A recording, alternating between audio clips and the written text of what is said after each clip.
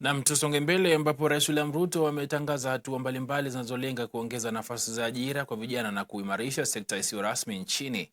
Akizungumza katika ikulu ya Nairobi alipokutana na zaidi ya mafundi na wajasiriamali 5,000 kutoka kaunti ya Nairobi, Rais Ruto alisisitiza haja ya serikali yake kuwekeza katika mpango wa nyumba za bei nafuu na kusaidia biashara ndogo ndogo, kama anavyotuarifu mwanahabari wetu Alice Diana. Kwenye taarifa hiyo basi aliweza kuonekana kujibizana naye Seneta wa Nairobi Edwin Sifuna baada yake kukosoa mpango huo wa nyumba za bei nafuu. Serikali imesema inaongeza kasi ya utekelezaji wa programu zinazolenga kuwaweka vijana katika mstari wa mbele wa mageuzi ya uchumi wa taifa. Akizungumza katika ikulu ya Nairobi wakati wa mkutano na zaidi ya mafundi na wajasiriamali 5,000 kutoka kaunti ya Nairobi, Rais William Ruto alisifia mpango wake wa nyumba za bei nafuu, akisema unaendelea kutoa nafasi za ajira na kusaidia kukabiliana na changamoto ya upatikanaji wa makazi nchini, huku akiwakosoa vikali wanaokosoa mpango huo. Na tunajenga manyumba 1,180 kwa sasa Nairobi inaendelea. Na tuko na orodha ingine ya manyumba 1,300 ya hapa Nairobi zikiendelea. Alafu kuna watu ambao wanatueleza ati ya kwamba ati wananchi waendelee kukaa kwa slums ati kwa sababu kuku haiwezi kupandishwa ghorofa ya 15. Hawa ni watu wako na akili kweli? Alitangaza kuwa serikali itatoa shilingi milioni 80 kusaidia wanajua kali katika kaunti ya Nairobi kupata vifaa na zana za kisasa ili kuongeza uzalishaji na kukuza biashara zao.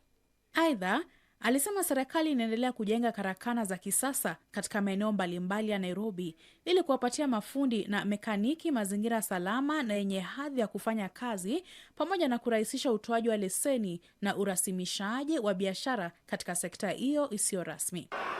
Kwa sasa mahali mnafanya kazi, mara mnahamishwa, mara mnapelekwa pale, mnapeleka kwa reli, kando ya barabara, sijui wapi.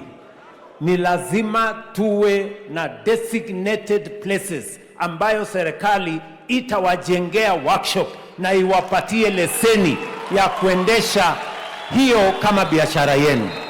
Wakati huo, Rais alifichua kuwa zaidi ya Wakenya 40,000 tayari wamejisajili katika mpango wa utambuzi wa ujuzi uliopatikana kupitia uzoefu, ambao hutathmini ujuzi uliopatikana kupitia uzoefu wa kazi na kutoa vyeti rasmi.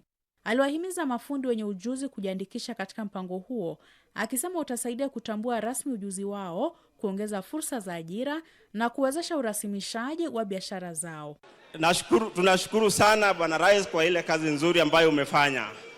Hapa Adams tunajua kuna ujenzi inataka kuendelea hapo ya soko, na nafasi yetu ya kazi tunajua mtatushughulikia wakati ambao tutakuwa tunaendelea na kazi hapo. Mheshimiwa Rais, wanajamhuri wamenituma ya pili ni kuombe. Kwa miaka 10 wamekuwa wakifanya kazi na pesa yao inaisha kwa kesi kotini, kwa sababu wamevamiwa na watapeli wale wanawasumbua mahali pa kufanya kazi.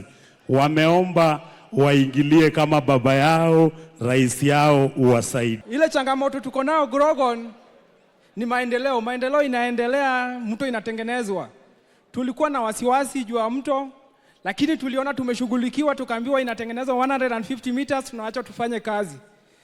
But saa hii nataka Mheshimiwa Rais uzidishe, wasitutoe juu hatuna mahali pa kwenda kwa sasa. Alice Diana, Dira ya Hope TV.